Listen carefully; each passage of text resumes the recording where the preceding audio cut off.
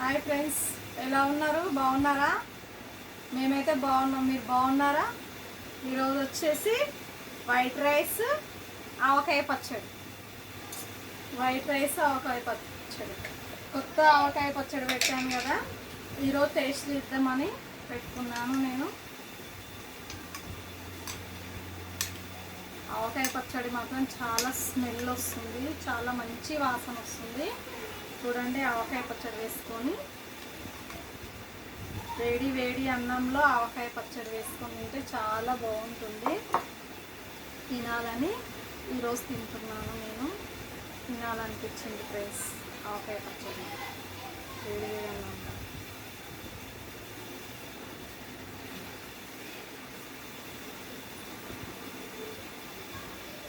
First నేను ఒక ముద్ద మా అమ్మకి తీసి పెడతానండి, తర్వాత నేను తింటాను.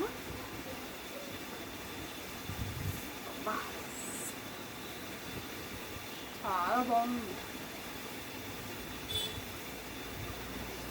సూపర్.